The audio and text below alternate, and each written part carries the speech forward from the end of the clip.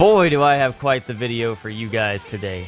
As you all may know, Xenoblade 2 has a damage cap of 999,999. It is a great limiter to the combat system since it punishes blades with lower hit count specials and can often ruin blade combo damage post-game. But what happens if we remove it? How does the game change? Well, for one thing, Cosmos and Cutie Pie get a heck of a lot more broken than they already are. Look how stupid this is. Look at how wonderful it is. 8 million per hit. Let's go, man. You love to see it, man. This 50 million HP enemy, he's no longer an issue at all. Oh, yep, Cutie Pie, we finish him off. Oh, man, nothing like Android power. Man, I hate damage caps. This is so satisfying, you got no idea. It's okay, Crossa doesn't have to do anything. She set up the fusion combo and had it on launch. So as you can clearly see, the game would actually end up changing quite a lot. Now, one thing to note about this video is that every setup you see me use here is actually legit. The only thing I did was remove the damage cap. All the equipment I use is stuff you can actually use during the game, and the actual damage I get is legitimately possible. Assuming there is no damage cap, of course. What you just saw me do there was set up a fusion combo on a launch, and with one thing Crossette does, in addition to increasing fusion combo damage bonuses with one of her skills, the other skill she has is that she increases damage to launch enemies for the entire party by 300%. So combine that with Cosmos and Cutie Pie's extremely powerful level 1 specials, and you can just make short work of a 50 million HP enemy with just 2 specials and a chain attack. It is way, way different than how the strategy normally goes there, where you just have to use a bunch of high hit count specials to go through the 58 million HP as fast as possible. But hey, you don't even have to use that trash strategy, you can use this other one right here too. As it turns out, since he starts so high up in the air, if you topple him right at the start of the battle, he'll take a massive amount of percentage health fall damage. It used to only be a damage cap fall damage, but now you can just do 16 million damage with just the fall damage. That's great, isn't it? So now we can set up our little fusion combo again, and now we can just use Cutie Pie, and we'll just kill him with just this one special, basically. Yeah, 5.5 million per hit, not too bad at all. We'll just have Elma finish off the rest of the health bar with her really fast level 1. Thank you, Elma. Oh man, it's so nice seeing these hits over 1 million. But that's not all you can do. How high can damage go? Clearly we can see that blades that were already strong before easily get their power even more improved without having the damage cap, but what other things can we experiment with this mod that would be entertaining? I think one of the things I'd really like to try is just doing as much damage as I possibly can in a chain attack, and I think I know the setup to do that. Alright, so against Carlos here, I'm setting up a full burst for the first time ever for just the max amount of damage possible. And I'm going to be using Telos to do as much damage as I possibly can. She has her full additive stacked up, and she is hitting Carlos's elemental weakness of Dark type, which gives us a massive amount of damage to him. Additionally, we have Adenine and Petroka active to increase elemental weakness damage even further. We have also set up multiple fusion combos on this break right here. I have as much of the highest damage equipment I possibly can have set up on this. So I want to see just how high we can go here. We're already hitting some really nice damage numbers here. 400 million in this chain attack. Isn't that great? And now we finally trigger the full burst. We do a lot of damage with our art here, just some casual 200, 400 million. The first hit of the special does 911 million. And then you'll notice something here. We're not going to actually hit over 1 billion with this.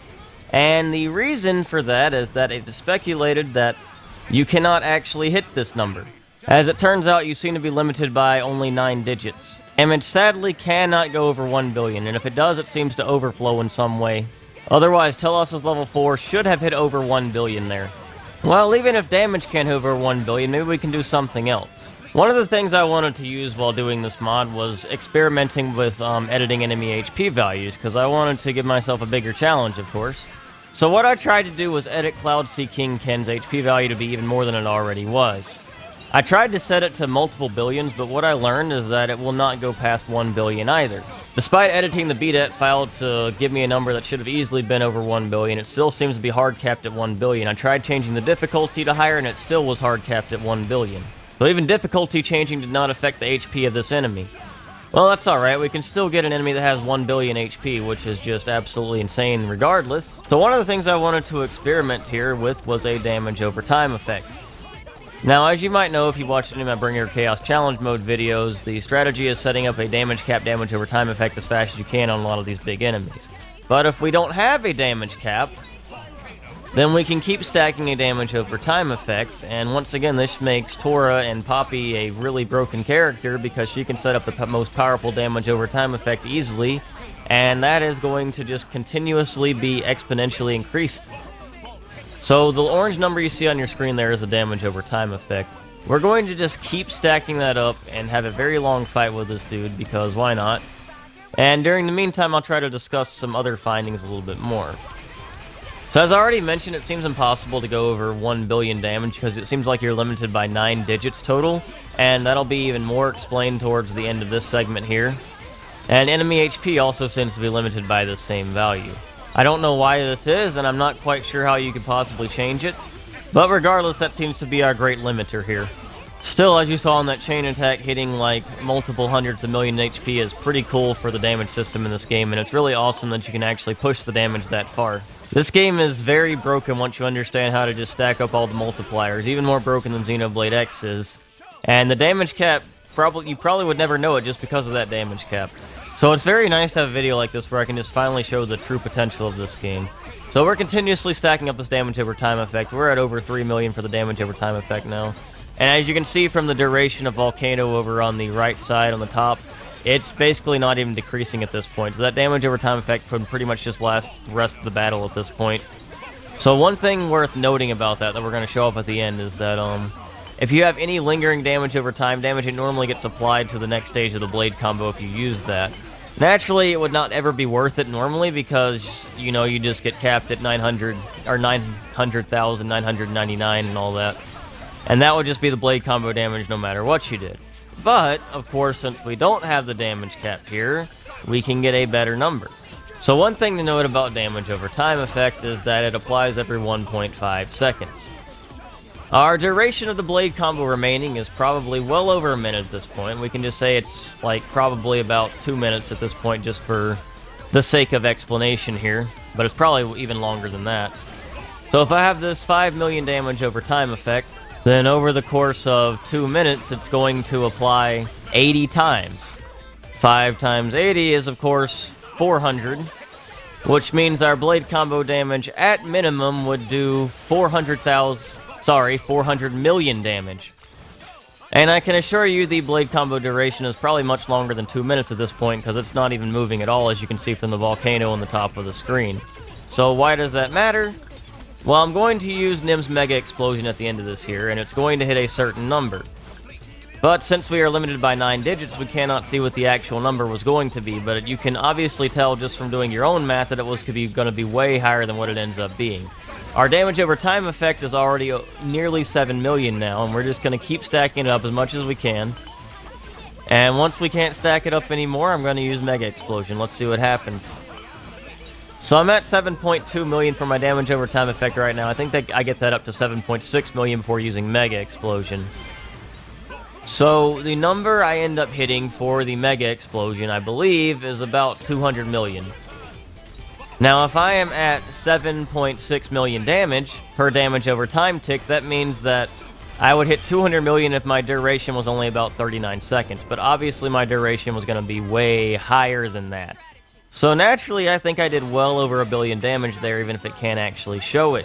Pretty cool that you can actually reach that number in this game. So there's one more thing I want to show off. I want to show off the 1 billion HP Ken and use a bit of a chain attack strategy to take him down. This is going to be an interesting chain attack strategy. I'm using a couple custom settings here, and I'm going to set up as many fusion combos as I can. I start off by setting up Volcano on the break, and I use Tora's level 4 to just halt the break timer completely. And then I let Petroka use her level 3 Mega Eruption on this again, and then I'm going to use Tora's level 4 again. And while that's going on, I'm going to use Crossset's Heat. And as you can see, the break still hasn't moved, and I will have already applied 3 blade combos on top of the break, which means I have 3 fusion combos set up. I charge up Cutie Pie's level 4 again, and I use Burnout, and the break still has barely decreased any, as you might see. So that is a 4th fusion combo I've set up on this break. And after that, I am going to do the exact same thing, except with Mega Explosion. It's worth noting I'm using Crossset for all of these. And what that means is that she has bonus fusion combo effect, 60% every time you apply a fusion combo, so we're getting even increased effect from that as well. I have aux cores on everyone to increase fusion combos effects. Actually, I don't do it quite right there. I wait for the volcano to, or the burnout to expire, and then I set up a level 3 combo with Crossset, I believe, after that. I've already got some orbs on him thanks to an Orb Master Blade I had on Nia before, and from the Mega Eruption I ended up doing with Petroka here.